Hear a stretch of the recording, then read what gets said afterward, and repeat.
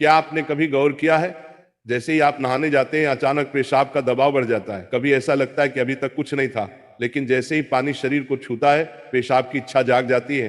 क्या ये बस एक संयोग है या इसके पीछे कोई खास वजह छुपी है? जिंदगी में कोई भी घटना बस यूं ही नहीं होती, हर छोटी छोटी चीज के पीछे कोई ना कोई वजह होती है। अब सवाल ये उठता है कि नहाते वक्त हमें पेशाब क्यों आती है? क्या ये हमारे शरीर की कोई कमजोरी है?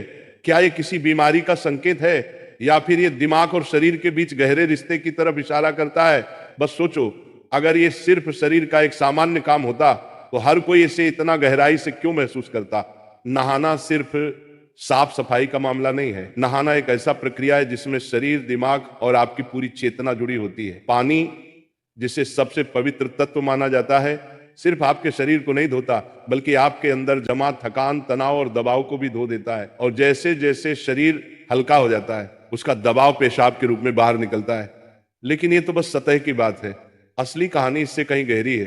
क्योंकि शरीर का हर अनुभव मन का भी अनुभव होता है और मन का हर अनुभव शरीर में उतरता है।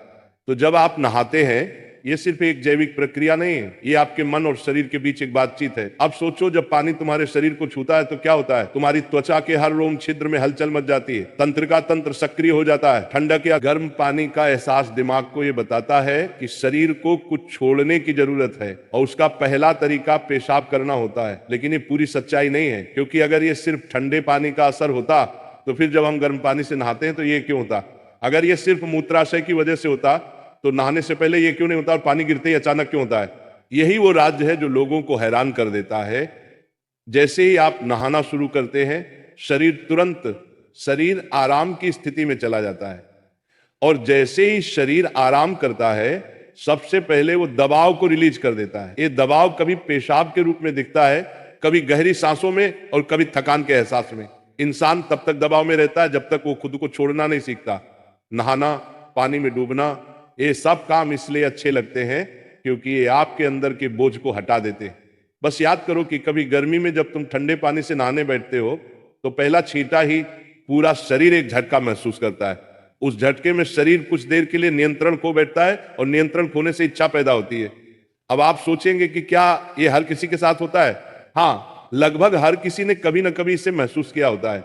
लेकिन फर्क यह है कि कुछ लोग इसे सामान्य समझकर भूल जाते हैं और कुछ इसके पीछे छुपे राज की तलाश शुरू कर देते हैं। और जो तलाश शुरू करता है वो जिंदगी के असली ज्ञान के करीब पहुंच जाता है। क्योंकि यहाँ एक नाजुक बात छुपी है। पानी और पेशाब दोनों एक ही तत्व से बने होते हैं। जब पानी बाहर से शरीर को छूता है तो शरीर के अंदर पानी का तत्व भी प्रतिक्रिया करता है। यही प्रकृति का संतुलन है, ये एक अनुनाद है। शरीर और प्रकृति के बीच रिश्ता आईने जैसा होता है। जो कुछ बाहर होता है वो अंदर भी परिलक्षित होता है। तो जब बाहर का पानी तुम्हारे शरीर से मिलता है तो अंदर का पानी यानी पेशाब भी बाहर आने को बेचैन हो जाता है। लेकिन अब सवाल उठता है, क्या यह सिर्फ पानी और मूत्राशय की बात है या इसके पीछे कुछ और भी है? क्या यह किसी कमजोरी का संकेत है? क्या ये किसी बीमारी का शुरुआती लक्षण है, या बस मन और शरीर के बीच की एक बातचीत है? यहीं से हमारी यात्रा शुरू होती है, शरीर के विज्ञान से लेकर आध्यात्मिक दृष्टि तक। क्योंकि अगर हम इसे बिना समझे सामान्य कहकर नजरअंदाज कर देंगे तो हम जीवन के एक बहुत बड़े संकेत को खो देंगे। तो चलिए अब इस रहस्य को और गहराई से समझते हैं। हर बार जब तुम कुछ छोड़ते हो, कुछ रिहा करते हो, तो वो तुम्हारे बोझ से आजादी देता है। लेकिन ध्यान रखना, ये सफर आसान नहीं होगा, क्योंकि जो दिखता है वो सच नहीं होता और जो नहीं दिखता वो गहरा सच होता है। लेकिन सवाल यह है कि ऐसा क्यों होता है कि कुछ लोग इसे ज्यादा महसूस करते हैं और कुछ कम? यहां मनोविज्ञान की भूमिका आती है। मनोविज्ञान कहता है कि हमारा मन और शरीर गहराई से जुड़े होते हैं। जैसे ही मन आराम करता है शरीर भी रिलीज होना चाहता है। इसे कैथारसिस कहते हैं। सोचो, जब तुम रोते हो तो कैसा महसूस करते हो? पहले तो भारीपन होता है, लेकिन रोने के बाद हल्कापन महसूस होता है। बिल्कुल ऐसा ही होता है, पेशाब आने में भी ऐसा होता है। ये एक तरह की साफ सफाई है, और नहाना भी ऐसी ही एक प्रक्रिया है जो आराम और तरोताजगी दोनों को जगाती है। इंसान लगातार दबावों के नीचे रहता है।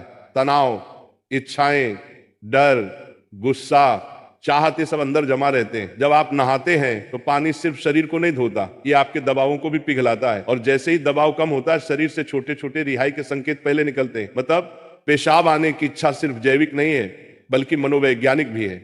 ये इस बात की निशानी है कि जैसे ही आप आराम में, शरीर राहत चाहता है।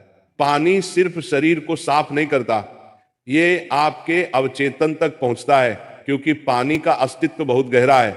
आप मां के गर्भ में पानी से घिरे हुए पैदा हुए थे, आपके पहले अनुभव पानी से जुड़े होते हैं, इसलिए जब भी पानी आपको छूता है आपका अवचेतन सक्रिय हो जाता है। इसीलिए नहाना इतना सुखद लगता है, इसीलिए पानी में डूबना, किसी झील या समुद्र के किनारे बैठना इतना आरामदायक होता है। और इसीलिए जब भी शरीर पानी से टच करता है तो वह तुरंत राहत चाहता है, क्योंकि ये उसकी सबसे पहली अनुभूति होती है। हर बार जब पानी तुम्हें छूता है तो गर्भाशय का अनुभव वापस आ जाता है। गर्भ में तुम पूरी तरह आराम में थे, कोई तनाव नहीं, कोई दबाव नहीं। पानी का माहौल और राहत पाने का एहसास ही वजह है कि नहाते वक्त पेशाब आना स्वाभाविक होता है। लेकिन अब एक सवाल बचता है, क्या नहाते वक्त पेशाब आने की इच्छा सिर्फ एक सामान्य रिफ्लेक्स है या ये किसी बीमारी का संकेत भी हो सकता है?